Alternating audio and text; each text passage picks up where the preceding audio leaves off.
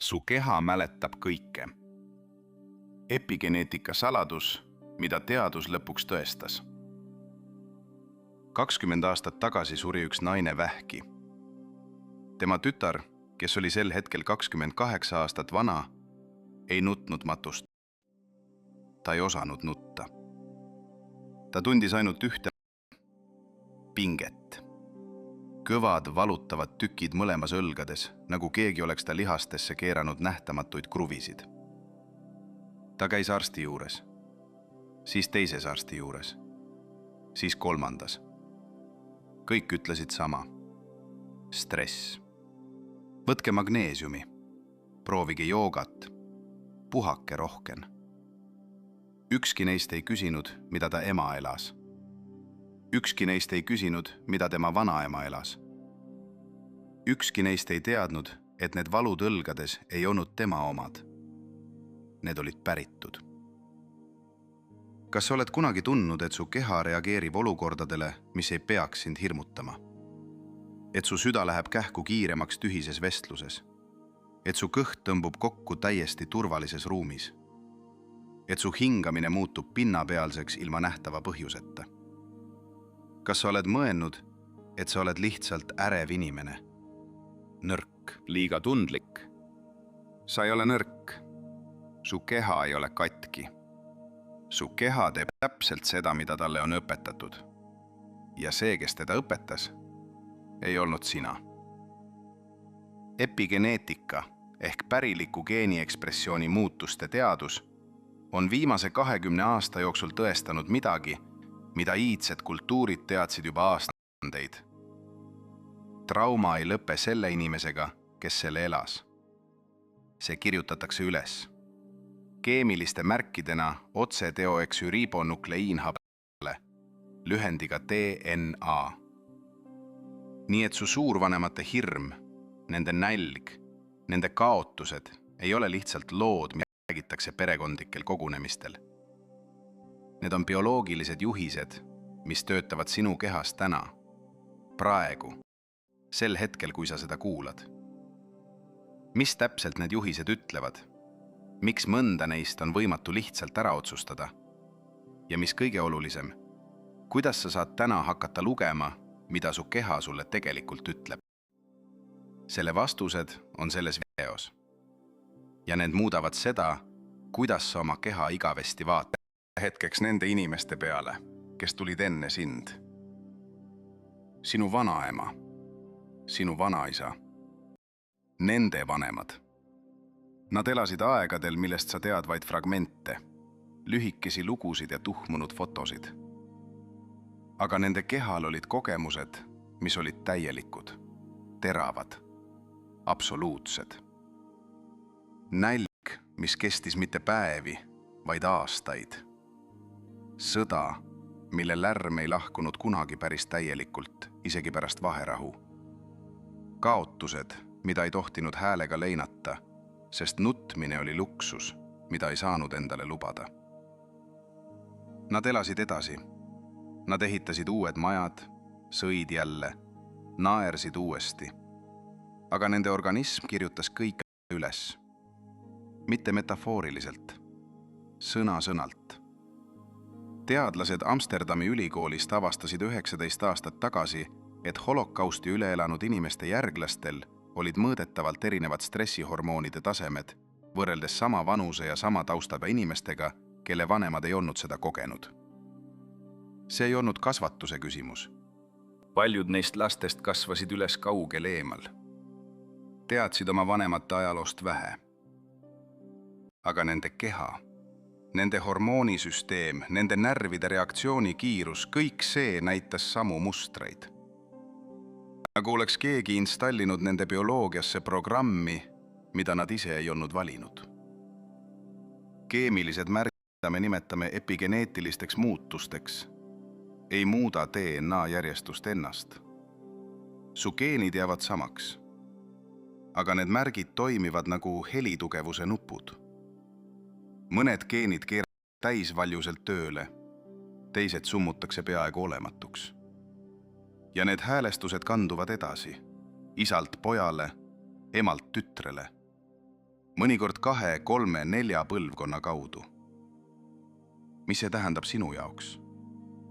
See tähendab, et küsimus, mida sa tunned, see krooniline valvsus, see tunne, et midagi on kogu aeg valmis juhtuma, isegi siis, kui elus on kõik hästi, ei pruugi olla su iseloomu osa.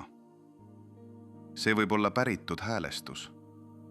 Ja päritud häälestust saab muuta. Millal sa viimati lasid oma kehale lubada, et on turvaline löögastuda? Täielikult. Ilma, et keegi seda luba tühistaks. Seal, kus Niiluse veed puutusid kokku Vahemere tuultega, ehitasid iidsed egiptlased templeid, mille seinad olid täidetud juhiste ja teadmistega, mida tänapäeva silmad teavad religiooniks. Aga need, kes neid tekste kirjutasid, ei näinud selles religiooni. Nad nägid selles insenerlahendusi. Täpseid kaarte inimkeha kohta, mis olid tuletatud põlvkondade vaatlustest ja katsetustest. Üks neist kontseptsioonidest kandis nime Sechem ehk elujõud, mis voolab läbi keha kindlate kanalite ja kui see voog blokeerub, tekib haigus. Mitte ainult füüsiline, vaid ka meeleline, ka emotsionaalne, ka hingestatud. 1000 kilomeetri kaugusel Gangesi jõe kallastel jõudsid vedade kirjutajad sama järelduseni. Nad kutsusid seda praanaks. Hiina taoistlikud meistreid nimetasid seda qiks. Tiibeti budistid rääkisid erlungist, eluhingusest, mis läheb segamini, kui vanad haavad pole paranenud. Kõik erinevad sõnad, kõik sama tähelepanek.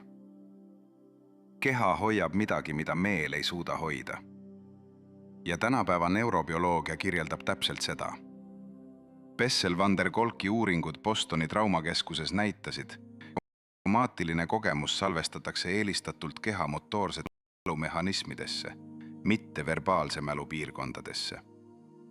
See tähendab, et su keha mäletab asju, millest su mõistus ei suuda isegi rääkida. Hirm, mis on talletunud õlalihasesse. Kurbus, mis elab diafragma pinge all. Viha, mis on külmunud seljalihastesse. Need ei ole sümboolsed väljendid. Need on füsioloogilised faktid. Mida su keha praegu hoiab, mida sa pole kunagi sõnadeks suutnud panna. On üks kontseptsioon, millest keegi sind õpetamas ei käinud. Ei koolis, ei arstikabinetis, ei üheski täiskasvanu ea koolitusel. Seda nimetatakse süsteemi häälestuseks.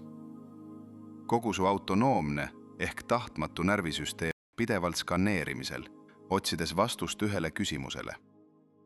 Kas ma olen ohus? Selle skaneerimise kiirust ja tundlikkust seadistavad 2 peamist faktorit. Esiteks, sinu enda kogemused, eriti need varasest lapsepõlvest. Teiseks, su esivanemate kogemused, kodeeritud epigeneetiliste märkidena. Kui su organism on häälestatud kõrgele valvsusele, toetub see häälestus 42 lihasele, mis asuvad otse sinu kaelas ja õlgades. Need lihased on inimese keha varaseim hoiatussüsteem. Juba enne, kui sinu aju poolkerad jõuavad midagi analüüsida, on su õlad tõusnud, su lõualuu on pingutunud, su diafragma on kokku tõmbunud.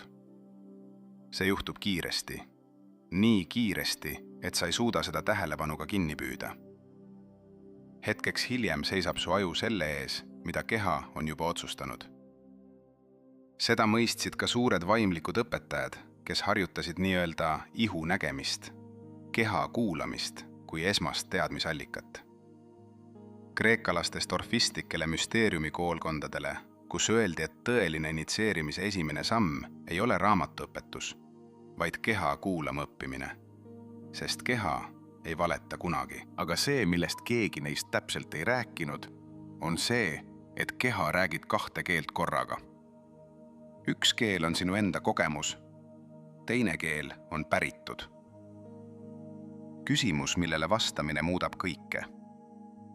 Millal sa viimati tegid vahet, kas see, mida su keha tunned, tuleb praegusest hetkest või millestki palju vanemast?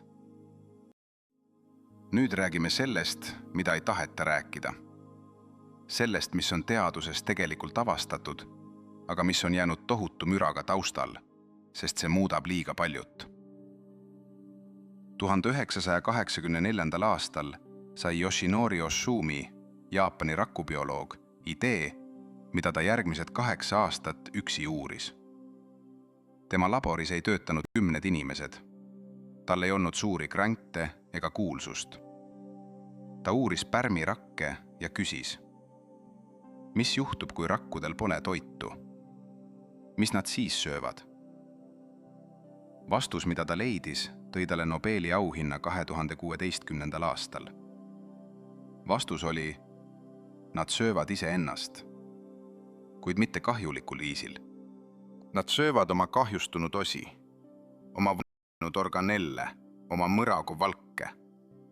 Ja selle protsessi nimi on autofaagia, mis tuleneb kreeka sõnadest auto ja fagein, tähendab iseenda söömine.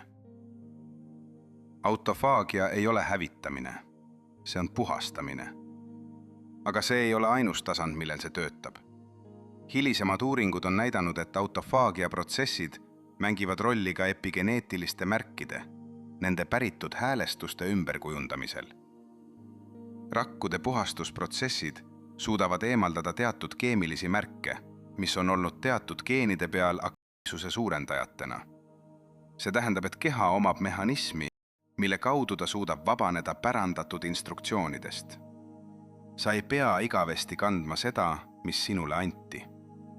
Aga see mehhanism töötab ainult siis, kui kehale antakse selleks tingimused. Ja suurim takistus sellele on krooniline madala taseme ärevus. See pidev, peaaegu märkamatu seisund, kus oled alati natuke valvel, alati natuke valmis millekski halvaks. See seisund hoiab keha ellujäämisrežiimis ja ellujäämisrežiimis ei puhastada, ei uuendada, ei vabaneta vanast. Ellujäämisrežiimis hoitakse kinni kõigest, mida kunagi on olnud tarvis hoida. Mis hoiab sind ellujäämisrežiimis, isegi seal, kus ohtu ei ole? Siin on see, mida su õlad teavad, aga ei oska öelda. Õlgade kroonilise pinge üle kaebavad inimesed jagunevad laias laastus 3 gruppi, kuid enamik arste ja füsioterapeute näevad ainult esimest.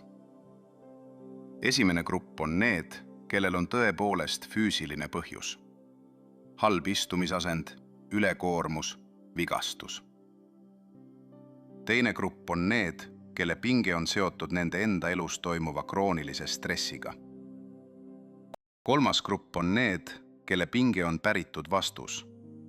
Kehas elav mälestus millestki, mida nemad ise ei elanud, aga mille jäljed said üle kantud. Kuidas sa nende vahel eristada? Keha annab vastused ise. Pead teadma, mida küsida. Päritud pinge tunneb end teistsugusena kui reageeritav pinge. Reageeritav pinge, see, mis tekib stressirohkes olukorras, tuleb ja läheb. See on suurem, kui midagi rasket on juhtumas.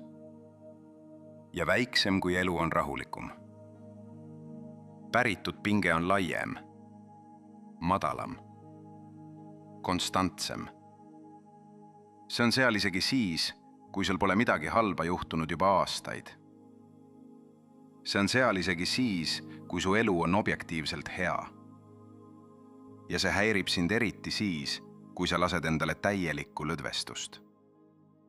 Siis, kui proovid mediteerida. Siis, kui lebad täielikus vaikuses. Siis keha ei vaibu. See lärmab rohkem. See on märk. See lärmamine ei ole su keha vastupanu. See on su keha katse lõpuks olla kuulatud. Mis tunne tekib sinus, kui sa kujutad ette täielikku füüsilist turvalisust? Olekut, kus su keha ei pea midagi valvama, mitte midagi hoidma. Nüüd räägin sulle sellest, mida sajandeid hoiti vaid suust suhu, mida ei kirjutatud raamatutesse. Sest need, kes seda teadsid, mõistsid, et kirjutamine muudab elava teadmise surnud sõnadeks. Nii õpetasid sufimeistreid oma õpilastele. Keha lugemise kunsti. Mitte sümptomite diagnoosimine, mitte haiguste tuvastamine, lugemine. Keha kui tekst, millel on tähendus, kontekst, ajalugu. Sufi traditsioonis nimetatakse ühte seisundit fanaaks, tähendab kustumist. Hetke, kus iseenese pidev seire ja hindamine vaibuvad ja keha saab olla see, mis ta on, ilma et mõistus teda teljendaks. Selles seisundis kirjeldasid vanameistrid, et keha algab rääkima omas keeles, ei sõnades, ei piltides, vaid aistingutes ja liikumissoovides. Keerumisvajadus. Soov suruda käed tugevalt maasse. Soov välja karjuda. Need ei olnud emotsioonid. Need olid mälestused, mis otsisid väljapääsu.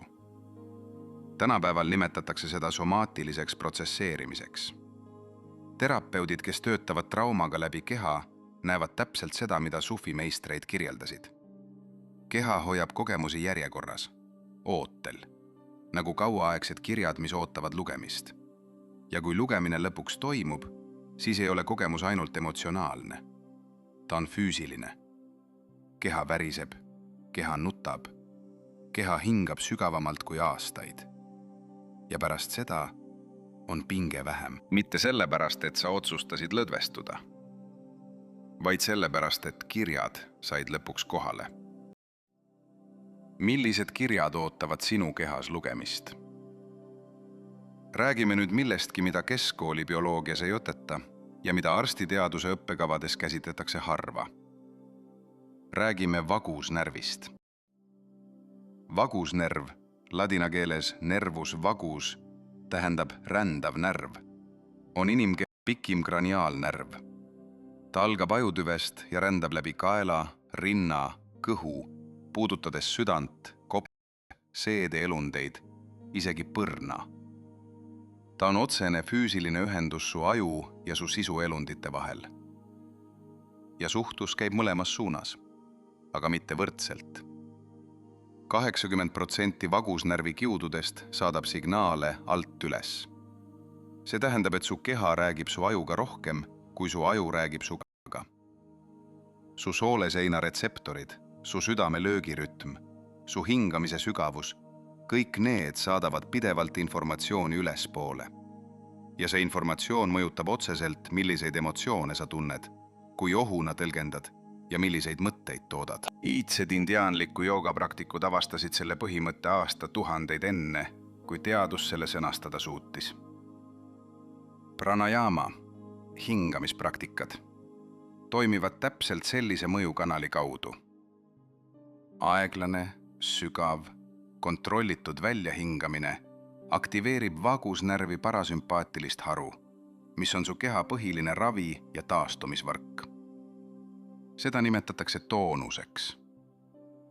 Kõrge vagusnärvi toonus on seotud parema emotsionaalse regulatsiooniga, kiirema taastumisega stressist ja isegi tugevama immuunvastusega. Aga päritud trauma alandab vagusnärvi toonust. Krooniline ellujäämishäälestus hoidis su esivanemaid pidevalt teravdatud seisundis ja see seisund kandus edasi keha tundlikkuse kaudu. Mitte ainult geenide, vaid ka vagusnärvi reaktsiooni kerguse kaudu. Su keha ei ole katki. Ta on lihtsalt häälestatud vanemasse maailma, kus oht oli pidev. Küsimus on, kuidas sa teda uuele maailmale ümber häälestada. Seal on üks asi, millest ükski arst sinuga ei räägi. Ükski personaaltreener, ükski elutreener. Selleks asjaks on see. Su sümptomid on sõnumid. Mitte vead, mitte nõrkused, mitte haigused, mida peab ravima. Sõnumid. Krooniline väsimus võib olla keha viis öelda, ma olen kandnud liiga kaua liiga palju ja ma vajan luba puhata. Mitte 1 nädalaks, vaid tõeliselt, bioloogiliselt, rakuliselt. Krooniline kõhuvalu, mis arst ei leia füüsilist põhjust, võib olla su teise aju, su kõhu ajutelje, milles elab üle 100 miljoni neuroni vastus ohusignaalidele, mis tulevad sisse ehitatud programmist, mitte tegelikust ohust. Krooniline insomnia, see öiste tundide valvelolek, Võib olla häälestus, mis arengulooline mõte ütleb, öösel juhtuvad halvad asjad, ole valmis. Keha ei karda sind. Keha ei ole su vaenlane. Keha on su vanim sõber, kes räägib keelt, mida keegi pole sinule õpetanud. See teadmine muutis kõik naisel, kellest ma rääkisin video alguses. Tütar, kes ei suutnud emase matustel nutta ja kelle õlad valutasid. Kui ta sai teada epigeneetikast, kui ta hakkas mõistma, et need valud kannavad oma ema ja oma vanaema kogemusi, midagi muutus. Mitte kohe, mitte maagiliselt, aga ta hakkas nende valukohtadega teisiti suhtlema. Mitte võitlemisega, mitte ignoreerimisega, kuulamisega. Ta küsis oma kehalt, mis sa hoiad? Kes selle siia jättis? Kas sul on luba seda lasta lahti? Ja vastus tuli, mitte sõnades, vaid pisaratena, mida ta polnud suutnud lasta tulla aastaid. Millised valud sinu kehas ootavad, et sa neid kuulaksid, mitte parandaksid? Räägime nüüd konkreetselt. Mitte filosoofiast, mitte müstikast, praktikast. Sellest, mida sa saad teha, et hakata lugema oma keha sõnumeid ja tegema vahet, mis on sinu oma kogemus ning mis on päritud muster. Esimene samm on kaardistamine. Istu maha, sulge silmad ja kujuta ette oma keha. Skanneeri oma enda tähelepanuga aeglaselt läbi. Alusta peast. Liigu alla. Kaela, õlad, rind, kõht, alaselja, puusad, jalad. Märka, kus su tähelepanu peatub. Kus on pinge? Kus on tuimus? Kus tunneb keha, nagu ta ei taha, et sa sinna vaataksid? Need kohad on kaart. Teine samm on küsimus. Iga pingepunkti juures küsi, kui vana see tunne on. Mõned inimesed saavad vastuse kohe. Pilt, mälestus, tunne. Teised ei saa midagi. Mõlemad on korrektsed. Kui sa ei saa vastust, küsi teisiti. Kui see pinge oleks inimene, mis vanuses ta oleks? Laps, täiskasvanu, vanamees. Vastus ei pea olema loogiline. Lase sellel tulla. Kolmas samm on tunnistamine. Enne kui sa midagi muuta üritad, tunnista seda, mis on. Ütles oma keha pingepunktile. Ma näen sind. Ma kuulen sind. Sa ei pea enam nii kõvasti töötama. See ei pruugi tunduda midagi tegevana, aga su autonoomne närvisüsteem, see sama süsteem, mis otsustab, kas sa oled ohus, reageerib tunnistamisele. See on signaal, et teine inimene su sees on lõpuks kohal. Kas sa suudaksid homme hommikul anda oma kehale 2 minutit, ainult selleks, et kuulata, mida ta ütleb? Nüüd räägime, millest tegelikult räägime.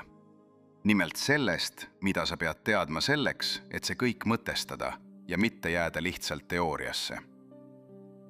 28 aastat tagasi avaldas Ameerika rakubioloog Bruce Lipton, kes töötas sel ajal Stanfordi ülikoolis, uurimuse, mis tekitas tema kolleegide ringis vaikiva skeptitsismi. Ta oli uurinud, kuidas rakumembraan reageerib väliskeskkonnale ja ta jõudis järeldusele, mis läks vastu geenide determinismi põhiprintsiibile. Ta väitis, et geenid ei kontrolli rakku. Rakku kontrollib keskkond, milles ta elab, ja see keskkond sisaldab ka mõtteid, uskumusi ja emotsioone, mida inimene hoiab. Tema ideed lükati tagasi, tema karjäär sai kannatada, aga ta jätkas. Tänapäeval on epigeneetika üks kiiremini arenev bioloogia valdkond. Tema põhimõtted on leidnud tuge 100 uurimisgruppidest üle maailma ja mõte, et su uskumused, su harjumused, su emotsionaalne maastik mõjutavad otse seda, milliseid geene aktiveeritakse su rakkudes, on tänapäeval mitte alternatiivteadus, vaid bioloogia põhikursuse osa. See tähendab, et muutus on võimalik. Ja see muutus ei nõua, et sa muudaksid oma DNA järjestust. Ta nõuab ainult, et sa muudaksid keemilist märgistust selle peal. Keemilist märgistust, mida mõjutavad keskkond, kogemus ja harjumus. Su pärand ei ole su saatus. Su pärand on su lähtepunkt. Ja lähtepunktist saab alati edasi liikuda. Mis oleks esimene samm, mida sa suudaksid teha, et liikuda ellujäämisrežiimist taastumisrežiimi, kas või 1 tunni võrra iga päev? On üks asi, mis eristab neid, kes suudavad päritud mustreid muuta, nendest, kes ei suuda. See ei ole tahtejõud. See ei ole positiivne mõtlemine. See on vastuvõtlikkus. See on oskus olla kohal oma keha kogemusega, mitte sellest eemale joosta, mitte seda seletada ega lahendada, vaid olla selles hetkes. Budistlikud mönkid Tiibetis harjutavad aastakümneid selleks, et saavutada see oskus täielikult. Aga uuringud, mis on tehtud neurobioloogide poolt viimase 10 aasta jooksul näitavad, et isegi 8-nädalane tähelepanelikkuse harjutamine suudab mõõdetavalt muuta ajustruktuuride paksust, eriti nendes piirkondades, mis on seotud emotsionaalse regulatsiooni ja reaktiviteediga. See tähendab, et su aju ja su keha on vormitatavad. Neid saab ümber häälestada. Mitte tingimata kiiresti, mitte ilma tööta, aga see on võimalik. Ja see teadmine on midagi, mida iga põlvkond, kes tuli enne sind, ei omanud. Neil ei olnud seda võimalust. Neil ei olnud sõnu selle kirjeldamiseks. Neil ei olnud teadust selle tõestamiseks. Neil ei olnud tööriistu selle muutmiseks. Neil oli ainult ellujäämistarkus, mis ütles, tee edasi, ära vaata tagasi, ole tugev, sul on rohkem, sul on võimalus minna kaugemale, mitte ainult elada üle, vaid paraneda. Mida tähendaks sinu jaoks paranemine tänapäeval? Mitte terveks saamine mingi spetsiifilise haiguse mõttes, vaid keha vabastamine kandmisest, milleks tal pole enam vajadust. Siin on tõde, mida tänapäeva meditsiin ei ole sinuga veel täielikult jaganud. Keha on targem kui ükski diagnoos. Keha on targem kui ükski pilliretsept. Ja keha on kindlasti targem kui su enda kriitilise mõtlemise rutiin, mis ütleb sinule, et sa peaksid olema üle sellest, mida sa tunned. Sümptomid on keelegrammatika. Krooniline valu on lause, mille algust sa pole kuulnud.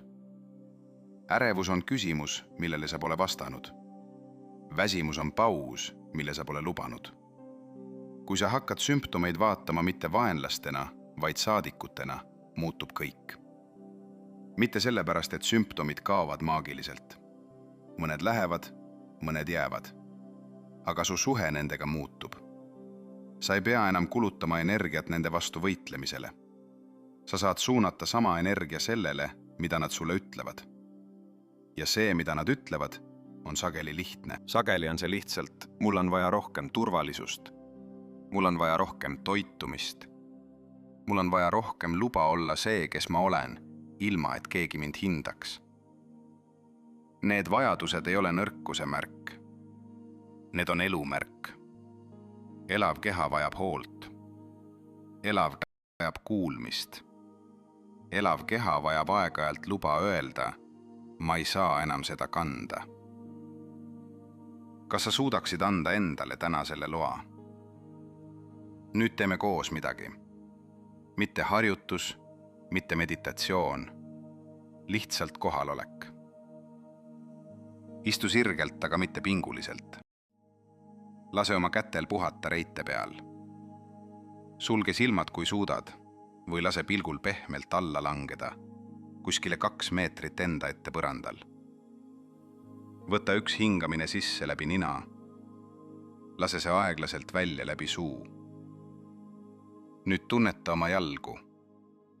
Ainult jalgu. Kus nad on kontaktis põranda või tooliga? Mis temperatuur on seal? kas on raskustunne või kergustunne? Ei ole õiget vastust.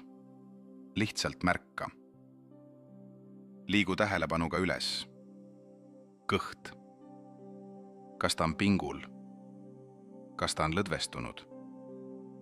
Kas ta hingab kaasa? Ära muuda midagi, lihtsalt märka. Rind. Südamepiirkond. Mis seal on? Raskus, soojus, tühjus. Lase sellel olla. Õlad. Just see koht, kust alustasime. Mis seal on praegu? Kui sa ei muuda midagi, kui sa lihtsalt oled koos sellega, mis on, siis mida sa tunned? Nüüd küsi vaikselt, mitte sõnadega, vaid kavatsusega. Mis sa hoiad? Ei pea vastama. Lihtsalt jää selle küsimuse kõrvale. Lase sellel seal olla. Võta 3 sügavamat hingetõmmet. Iga väljahingamisega luba oma kehale. Sa võid lõdvestuda. Sa oled praegu turvaline. Sa ei pea midagi hoidma. Ava silmad aeglaselt. Mis muutus? Isegi natuke. Isegi üks hing sügavamale. See on sinu keha sulle vastamas. See on algus. Mõned asjad esitatakse ühiskonnale vaikse kokkuleppe alusel. Keegi ei ütle seda välja. Keegi ei kirjuta seda seadusesse.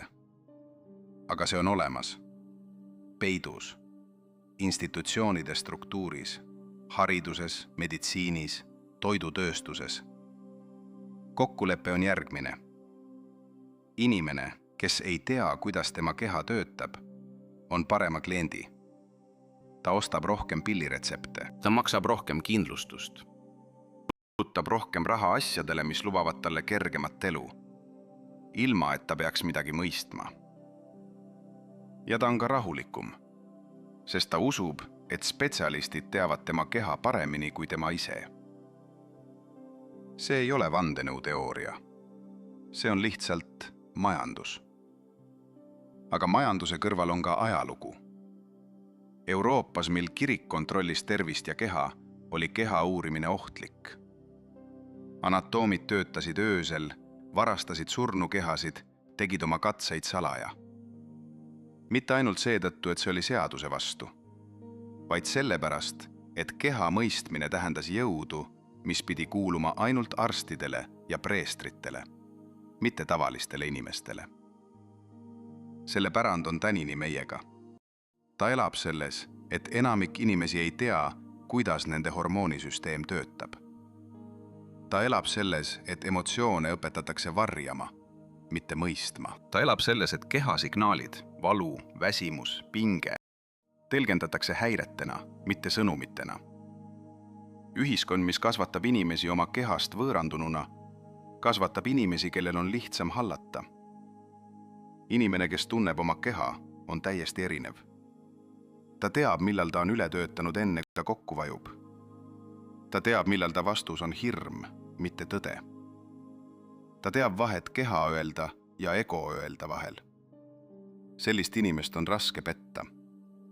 Sellist inimest on raske pidevalt hoidmas hirmu kaudu. Ta lihtsalt elab teisest kohast. Mida sa tunned, kui sa kujutad ette versiooni iseendast, kes teab täpselt, mida ta keha ütleb ja miks? Räägime nüüd sellest, mis juhtub öösiti. Mitte unest üldiselt, vaid sellest konkreetsest nähtusest, mida inimesed kirjeldavad nii. Ma ärkan kell 2 või kell 3 öösel ja ma ei tea miks. Ma ei ole unest ärganud. Ma ei ole kurnatud. Ma lihtsalt olen ärkvel ja mu pea töötab täiskiirusel. Mõned inimesed arvavad, et neil on unehäire. Mõned arvavad, et neil on liiga palju kofeiini. Aga väga paljudel juhtudel on see midagi muud. See on keha eellaste häälestus. Iidsetes ühiskondades, kus öö tähendas ohtu, ei maganud keegi kunagi ühes pikas plokis kella 10 kella 6.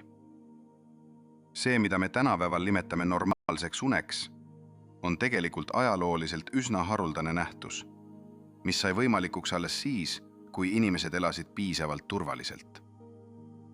Kuni toona ärkasid inimesed kesköö paiku loomulikult. Olid tund aega valvel, seejärel magasid uuesti. Ajaloolased on leidnud selle mustri kirjeldusi kõikjalt. Keskaegsetest kirjadest, põlisrahvaste lugudest, koloniaalajastu päevikutest. Kuid tänapäeval, kui sa ärkad kell 2 öösel, ei ole su ümber kütteks metsloomi ega vaenlasi. Ei ole nälja põhjustatud öist erutust. Aga su autonoomne närvisüsteem, see sama süsteem, mis kandis edasi su esivanemate häälestused, ei tea seda. Ta käivitab sama öise valvemehhanismi. Ja su mõistus, mis ärganud on, haarab esimese mure, mis ta leiab. Arved, suhted, töö, tervis. Ta ei ole murelik sellepärast, et need mured on öösiti suuremad. Ta on murelik sellepärast, et tema keha on öösiti valves ja muretsemiseks otsib ta põhjust. Sa ei ole ärev inimene. Sa kannad öist valvurit, keda keegi pole vabastanud. Millal sa viimati magasid terve öö läbi, ilma et oleksid hommikul tundnud, et keha pole täielikult puhata saanud? On üks asi, mida iidsed kultuurid tegid süstemaatiliselt ja mida tänapäeva läänelik ühiskond on peaaegu täielikult kaotanud. See on leinariituste kultuur. Mitte leina vältimine, mitte leina kiirendamine, mitte teraapiaseanss, kus arutatakse leina ratsionaalselt, vaid ühine, kehastunud häälega lein, mis lastakse läbi kollektiivse keha. Antsientses Kreekas olid matuseriitused, kus naised, keda nimetati treerijateks ehk nutjateks, viisid kogu kogukonna läbi ühise leina kehalise väljenduse, hääle, keha liikumise, rituaalse puudutuse kaudu. See ei olnud etendus. See oli kogukonna tervise praktika. Keha, mis ei ole läbinud leina täielikult, kannab seda kaasas aastaid, mõnikord aastakümneid, mõnikord terve elu. Jaapani sintoistlikus traditsioonis on mõiste misogi, mis tähendab rituaalset puhastust, eelkõige kokkupuutel veega, külma jõe või ookeanilainega. Nende praktikute hinnangul ei puhasta misogi ainult keha pinda. See puhastab ka keha sees olevat, nimelt kinni jäänud emotsioone, vanu hirme, päritud koormusi. Vesi, mis on piisavalt külm ja piisavalt suur, sunnib närvid täielikku kohalolekusse. Mitte analüüsi, mitte planeerimise, vaid puhta hetke. Tänapäeval me ei leina ühiselt. Me ei puhasta kehaliselt. Me analüüsime, me räägime, me töötleme. Kõik see on vajalik, aga see jätab tühiku. Selle, mida keha vajab. Füüsilise väljenduse, mis ütleb, mu organism on kogenud midagi suurt ja ma annan sellele ruumi liikuda läbi minu, mitte jääda minu sisse. Mida sa ise oled kaotanud? Mis ei ole saanud päriselt läbitud? Räägin sulle nüüd ühest uuringust, mis on üks kõige vähem tsiteeritud, aga üks kõige olulisemaid, mis on tehtud traumabioloogia vallas. Siebendünne Blasi ja Mehta meeskond, kes töötasid Bostoni uurimiskeskuses, jälgisid enam kui 5 aastat inimesi, kes olid läbinud kas somaatilise töötlemise, kehakeskse teraapia või traditsioonilise kognitiivse käitumisteraapia. Mõlemad rühmad paranesid, see ei olnud küsimus. Aga need 2 rühma paranesid erinevalt. Kognitiivse lähenemise rühm teatas, et nad mõistavad oma traumat paremini. Nad suutsid seda seletada. Nad oskasid nimetada käivitajaid. Nende elu paranes mõõdetavalt. Aga kehalised sümptomid, krooniline pinge, unehäired, seedehäired, lihaste krampusus jäid suurel osal juhtudest osaliselt alles. Somaatilise rühm teatas midagi muud. Nad ei suutnud alati oma traumat selgelt seletada. Nad ei saanud alati öelda, mis täpselt neis muutus. Aga nende kehalised sümptomid taandusid oluliselt kiiremini ja sügavamalt. Nende uni paranes, nende lihaspinge vähenes. Nende põletikunäitajad veres langesid. mõistus saab aru. Keha paraneb. Need kaks protsessi ei ole sünkroonis automaatselt. Sa võid aastaid analüüsida oma lapsepõlve, mõista oma vanemaid, andestada, leida tähenduse ja su keha võib endiselt hoida sama pinget samas kohas. Mitte sellepärast, et mõistmine oleks väär, vaid sellepärast, et mõistmine ja kehaline vabastamine on kaks erinevat asja, mis vajavad mõlemat tähelepanu. Kus sinu kehas on pinge, mida sa juba intellektuaalselt mõistad, aga mis ei ole vaatamata sellele vaibunud. Nüüd räägime sellest, mis on keha levinuim valesti mõistmine. Mitte teaduses, mitte arstiteaduses, igapäevaelus. See valesti mõistmine on järgmine. Keha pingeid tuleb lõdvestada lõdvestumise kaudu. Spaas käimine, massaaž, puhkus, jooga. Kõik see on imeline, aga ükski neist ei eemalda päritud pinget juurest, sest päritud pinge ei ole lihas, mis on ülekoormanud. Päritud pinge on signaal, mis on jäänud tööle isegi siis, kui oht on ammu möödas. Sa saad selle lihasmassi käsitleda, soojendada, venitada, kuid nii kaua, kuni signaali saatev süsteem ei ole ümberhäälestunud, naaseb pinge. Mõnikord täpselt samasse kohta, mõnikord mõne päeva pärast. See on see, mida kogevad inimesed, kes käivad kuude kaupa massaažis ja saavad ajutist leevendust, aga probleem ei kao. Nad hakkavad arvama, et nad on lihtsalt sellised, et neil on krooniliselt pingul keha. Aga nad ei ole sellised. Nende keha teeb seda, mida temalt on õpetatud tegema. Kõige efektiivsem lähenemine päritud pingele ei ole füüsiline manipulatsioon. See on uue turvalisuse signaali sisestamine samasse süsteemi, mis hoiab vana ohusignaali. Ja selle süsteemi nimi on autonoomne ehk tahtmatu närvisüsteem. Seda süsteemi ei saa ümber veenda argumentidega. Sellele ei saa öelda, kuule, see on aasta 2026, ohtu ei ole. See süsteem ei kuula sõnu. Ta kuulab kehtsignaale, hingamist, südame löögisagedust, silmakontakti, häält, liikumist. Ja need saab muuta. Milline kehasignaal annab sinule kõige tugevama turvatunde? Kellegi käepiide, kindel jalg maas, rahulik hingamine. Aeg räägida sellest, kuidas päritud mustrid tegelikult kehas asuvad. Mitte metafoorselt, strukturaalselt. Keha on kihiline.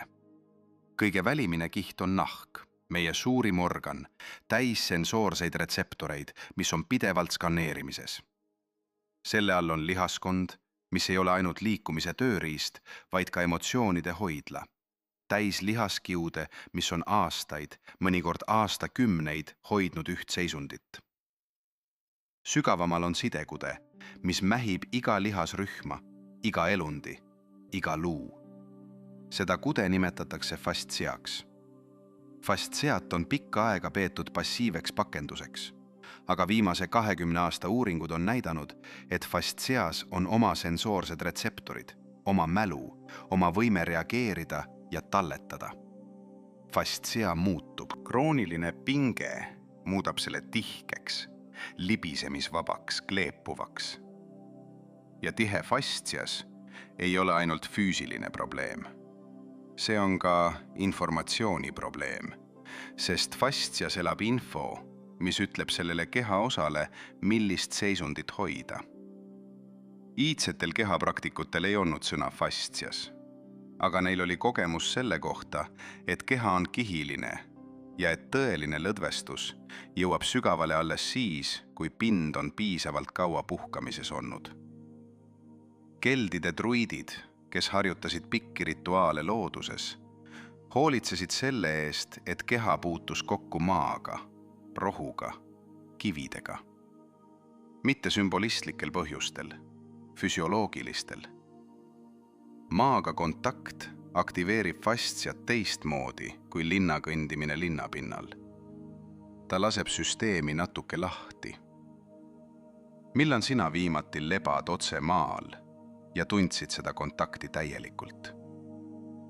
On üks küsimus, mida ma pean sinult küsima, sest ilma selleta jääb kõik see teadmine poolikuks. See küsimus on, kelle valust sa hoiad? Mitte sinu enda valu, see on eraldi lugu, vaid kellegi teise valu, mida sa oled endale kandma võtnud, ilma et oleksid teadlikult valinud seda teha. Lapsed võtavad vanemate valu kandmise endale automaatselt, sest see on ellujäämismehhanismiks. Kui su vanem on hirmul, tunneb laps seda hirmu ja õpid käituma nii, et hirmu vähendada. Kui su vanem on kurnatud, õpib laps olema vähem vajav. Kui su vanem on kurb, õpib laps olema rõõmsam, et tasakaalustada. See kõik juhtub alla 10-aastaselt, enne kui on olemas sõnad selle kirjeldamiseks. Ja see valu jääb. Ta ei kao ainult sellepärast, et sa täiskasvanuks kasvad. Ta ei kao ainult sellepärast, et sa lahkud kodust. Ta on sinu keha häälestuste osa, kuni keegi teda ei vabasta. Tibeti budistlikus traditsioonis on tonglen, kaastunde meditatsioon, mis töötab täpselt selle mehhanismiga. Sa hingad sisse kellegi teise kannatuse ja hingad välja neile leevendust. See on harjutus, mida praktiseerida nii teiste inimeste suunas kui ka oma eellaste suunas. Sissehingamine. Ma tunnen, mida see inimene tundis. Väljahingamine. Ma vabastan selle. Mitte sellepärast, et see muudaks ajalugu, vaid sellepärast, et su keha, mis on kandnud seda lugu, saab lõpuks signaali, et lugu on tunnistatud ja et kandmist ei pea jätkama. Kelle valu sa oled kandnud kõige kauem, ilma et sellest kunagi räägitaks? Nüüd teeme koos midagi. Mitte harjutus, mitte meditatsioon, lihtsalt kohalolek. Istu sirgelt, aga mitte pinguliselt. Lase oma kätel puhata reite peal. Sulge silmad, kui suudad, või lase pilgul pehmelt alla langeda, kuskile 2 meetrit enda ette põrandal. Võta üks hingamine sisse läbi nina. Lase see aeglaselt välja läbi suu. Nüüd tunneta oma jalgu. Ainult jalgu. Kus nad on kontaktis põranda või tooliga? Mis temperatuur on seal? Kas on raskustunne või kergustunne? Ei ole õiget vastust. Lihtsalt märka. Liigu tähelepanuga üles. Kõht. Kas ta on pingul? Kas ta hingab kaasa? Ära muuda midagi. Lihtsalt märka. Rind. Südamepiirkond. Mis seal on? Raskus, soojus, tühjus. Lase sellel olla. Õlad. Just see koht, kust alustasime. Mis seal on praegu? Kui sa ei muuda midagi, kui sa lihtsalt oled koos sellega, mis on, siis mida sa tunned? Nüüd küsi vaikselt, mitte sõnadega, vaid kavatsusega. Mis sa hoiad? Kes selle siia jättis? Kas sul on luba seda lasta lahti? Ei pea vastama. Lihtsalt jää nende küsimuste kõrvale. Lase neil seal olla. Võta 3 sügavamat hingetõmmet. Iga väljahingamisega luba oma kehale. Sa võid lõdvestuda. Sa oled praegu turvaline.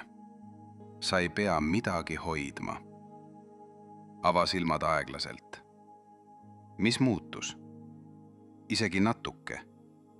Isegi üks hing sügavamale. See on sinu keha sulle vastamas. See on algus. Räägime lõpuks sellest, kuhu see kõik viib. Inimene, kes on õppinud oma keha kuulama, erineb põhjalikult inimesest, kes seda pole teinud. Mitte väliselt, mitte ühiskonna staatuses ega raha hulgalt, sisemiselt.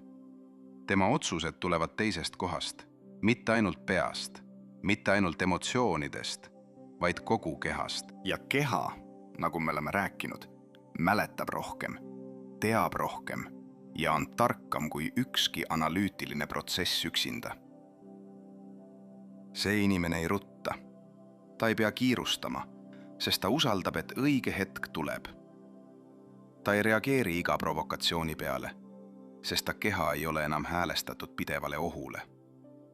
Ta ei kuluta oma energiat olematute ohtude vastu võitlemisele, sest ta süsteem on lõpuks aru saanud, et see on aasta 2026, mitte aasta 1940. Tema esivanemad andsid talle ellujäämise. Tema ise annab endale midagi enamat. Siit edasi läheb tee 2. Üks tee on jätkata nii nagu seni. Keha sümptomeid ignoreerida, nende vastu võidelda, lasta neil kesta. See on tuttav tee. See on turvaline tee. Aga see on ka tee, mis kordab seda, mida su esivanemad tegid, sest neil polnud valikut. Sul on valik. Teine tee on alustada kuulama. Aeglaselt. Vaevu märgatavalt. Ühe hingamisega korraga. Ühe kehaaistinguga korraga.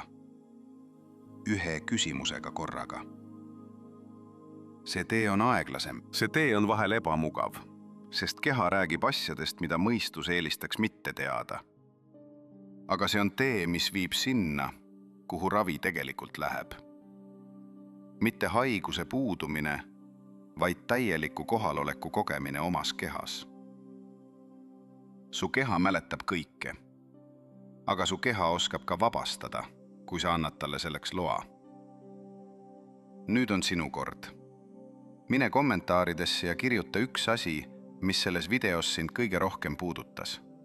Mitte kokkuvõte, mitte teooria. See, mis sinus midagi liigutas. Kus su kehas sa tundsid seda? Mis mõte tekkis, mis enne polnud? Innaitus, mida ei panda sõnadesse, kaob tunni jooksul. Kirjuta see üles praegu.